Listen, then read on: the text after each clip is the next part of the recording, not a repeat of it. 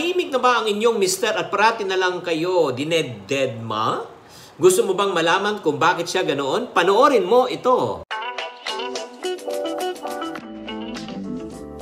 Hi there, this is Chikitan, also known as Mr. Chick Positive. Nasa channel po kayo ng Happy Wife at Happy Life right now. This is our second channel. Maraming salamat po sa pagtangkilik. And then if you haven't subscribed in this channel, please do click subscribe and click the bell button. Pag may mga bagong videos, manonotify namin kayo kaagad. Okay, I've been married for over 20 years and the reason why I want to share this topic with you is because marami pong mga mag-asawa ay nagkakaproblema tungkol sa communication. At bilang isang lalaki, di ba? Alam mo, whether you like it or not, ito po naintindihan ko in 20 years of marriage, the importance of communication. When you say communication, it's not the mere talking lang yung nag-uusap kayo. Nagto-talk kayo, pero actually hindi kayo nagkakaintindihan. For me, communication is more of connection. Do you connect with one another? When two people are communicating and connected, no? It builds the relationship. Pero pag walang connection, parang cellphone lang yan eh. Pag wala kang wifi, wala kang connection, ang hirap makipag-usap. Hindi ka makakasend ng message. And then ito pa masakit. Na-experience mo na may nagsisend ka ng message sa kaibigan mo, tapos scene zone ka lang. Scene zone. Yan ang eksakto na nangyayari sa isang relasyon, lalo na kung ang lalaki po ay tahimik lang.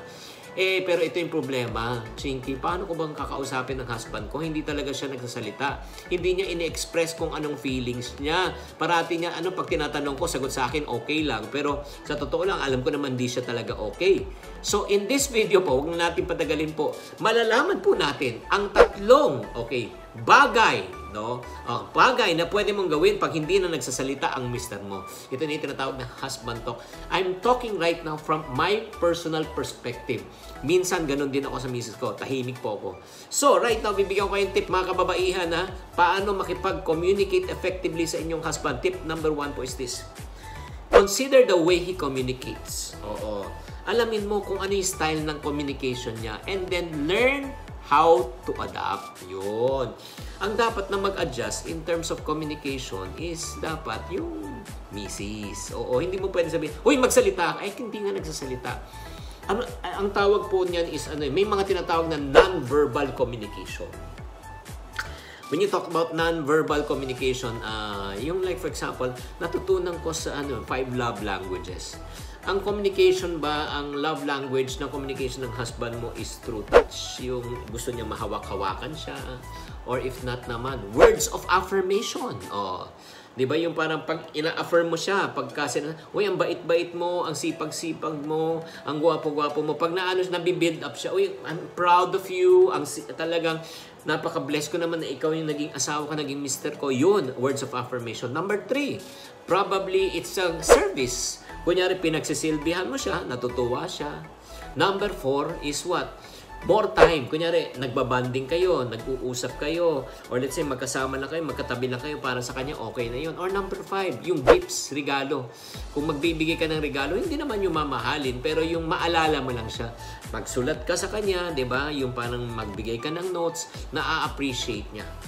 So, very important na alamin mo kung paano mag-communicate and learn how to adjust to your husband.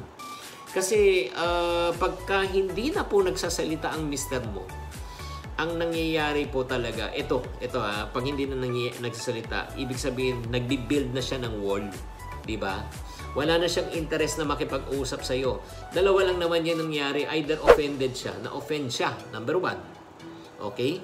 Number 2, ayaw na niyang masaktan muli. Diba? Diba? Na-offend siya, tapos nasaktan, hindi na-resolve, ayaw niya masaktan muli. Or number 3, nag-iisip pa siya, baka may hinahanap na solusyon. O pang-4, wag naman sana, surrender na. Surrender in the sense, ba't pa ako magipagtalo sa'yo? Parati ka naman panalo, sige na, ikaw na. So, di ba, very important po na kung may problema si mister, di ba, alamin po natin kung bakit. So, like for example, nagtanong ka, mahal, meron ka bang iniisip? Pag sinabi ng mister mo, wala. When you say wala talagang iniisip o gusto mong mamaya na lang tayo mag-usap. Yun. Di ba? Kasi baka kailangan pa lang ng time ng husband mo for him to process what's happening. So pag sinabi niyang bigyan mo pa ako ng konting time. So, ibig sabihin, hindi pa time. So, learn how to analyze and adjust to your husband's a way of communication. That's number 1. Number 2 tip, kung hindi na nagsasalita ang husband mo, draw boundaries and work by them. Oo, kailangan maglagay kayo ng boundaries. When you talk about boundaries, of course, hindi naman maganda na talagang hindi na nagsasalita, nagsa-shut off na talaga. Diba? Hindi naman pwede na talagang dakdakan ng dakdak, hindi talaga maano yan, lalo mainis yan. Kailangan po mag-usap kayo. Like for example, diba? Kunyari, may problema. Nag-away, diba? Nagkasigawan. Pwede ba tayo mag-usap na kung di nagkasigawan tayo, magbigay tayo ng cooling time with each other? Sige. Kung let's say time na pwedeng makipag-usap, tawagan mo ako. Diba? Alam mo, yun ang ginagawa namin, effective po yan. We set boundaries. Like for example, pag na-offend ko si Mrs., alam mo ginagawa ko, I give her time. And the way I parang rebuild my relationship through text. Diba sa Viber may mga may mga emoticons.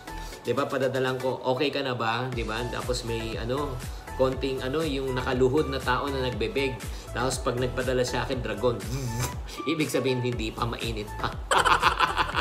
So, very important po na talagang set ka ng boundaries. O kunyari, kung okay na, diba? So, sabihin natin, pag nagsalita tayo, ganito, pakinggan muna kita. Pagkatapos mo magsasalita naman ako. Walang interruption. You set ground rules kung paano kayo mag-uusap. So, that's number 2. That's very important. And, ito po yung pangatlo. Kung hindi pa rin talaga kayo magkaayos at talagang tahimik pa rin ang husband mo,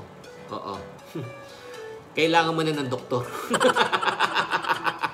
Hindi man i-talk about doctor. Seek counsel na from trusted mentors. Maghanap na po kayo ng mga taong pwedeng mag-intervene, pwedeng makipag-usap para to talk into your behalf. Huwag niyong patagalin. Ito lang po ang problema, ha?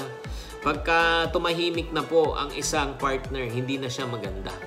The lack of communication is a sign of a deeper problem. That person wants to hide already and wants to protect himself not to get hurt. Either, he's protecting himself. Either number 2, he's thinking about it. Or number 3, he's already resolved. Na-resolve na siya na talagang kahit anong gawin ko, wala namang mangyayari sa relasyon na ito. Itong argument na ito, tumahimik na lang ako. So, kailangan nyo na talaga ng intervention in order for someone to intervene.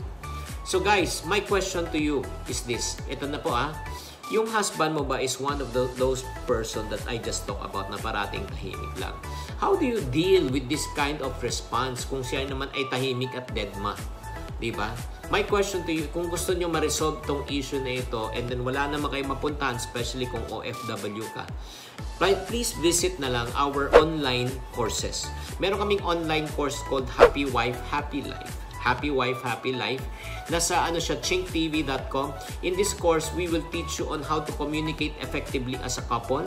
Ano po yung dapat nyong gawin in order for you to improve your communication. We always say from the book, di ba kay John Gray, men are from Mars, women are from Venus. There are two different individuals coming together. Iba po yung language ng husband, iba yung language ng wife. Iba yung verbal communication, just like I mentioned, iba rin yung verbal communication ni Mr. So if you want to know more about it, please join us in an online course called Happy Wife, Happy Life. In this online course, matutunan nyo po yung ways to communicate. Matutunan nyo rin po on how to handle finances. Matutunan nyo rin po on how to improve your intimacy as a couple.